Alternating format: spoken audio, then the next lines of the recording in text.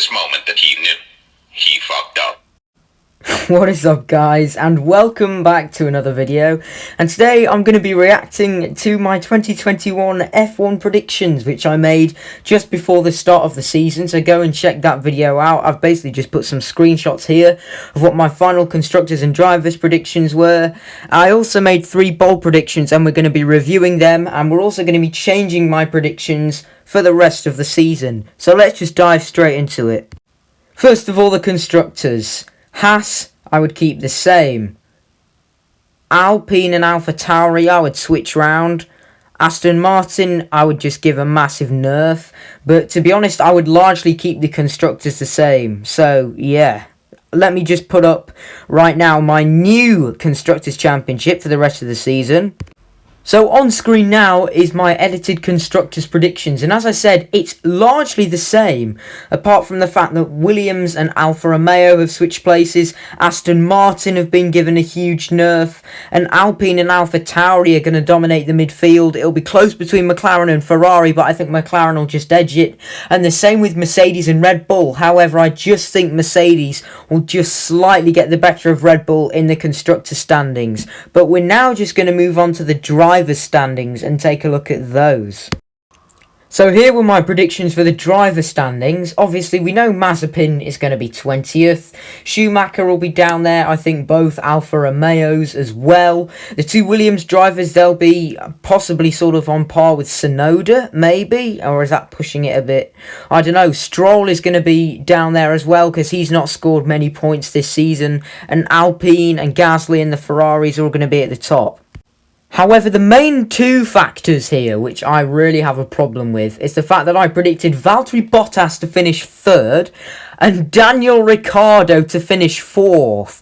Now, I'm going to speak more about Ricciardo in a minute, but first of all, Bottas is having a stinker. Equally, so is Ricciardo. I don't think Valtteri Bottas is going to win a race this season. I mean, it's certainly not beyond him, and I'd happily be proven wrong, but I just can't see it happening given his current form.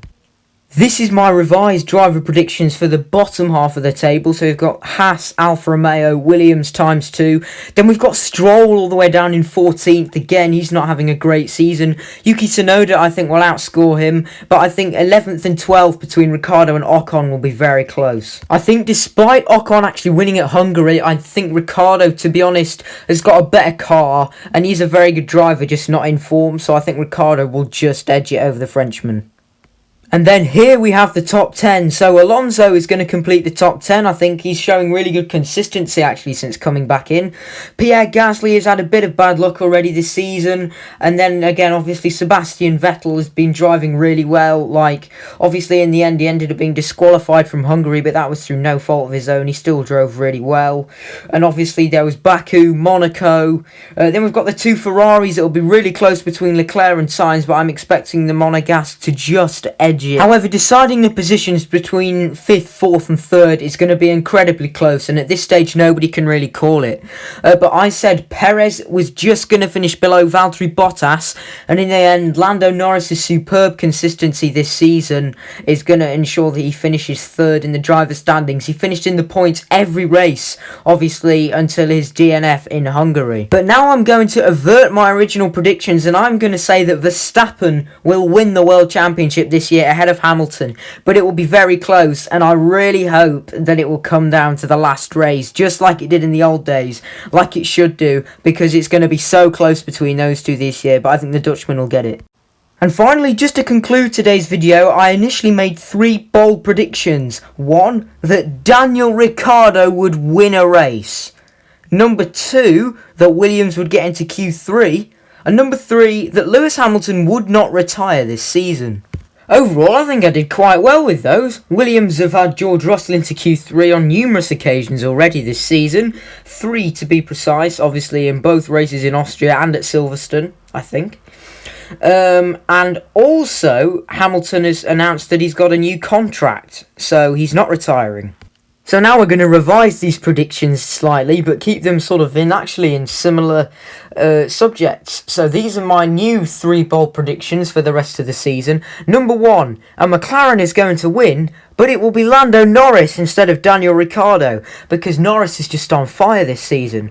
Williams, they're going to get another points finish. It's most likely to be George Russell, I think, but you never know. If we see another crazy race like Hungary, it could be Latifi, or it could be both of them. And this is an interesting one, and that's Valtteri Bottas will get a new Mercedes contract at the end of the season.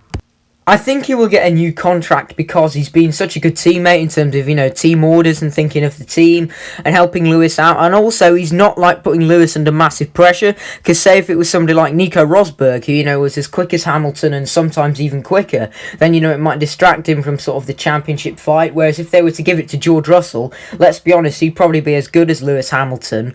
Because Bottas is slightly slower, it means that he can focus on helping the team out a bit more. Anyway guys, thanks for watching that short but interesting, there's something different of a video for today. Please be sure to like, share and subscribe if you did enjoy it. Let's get to 250 subscribers. Don't forget to follow my Instagram and join my Discord, both links in the description below, and I'll see you all next time. Goodbye.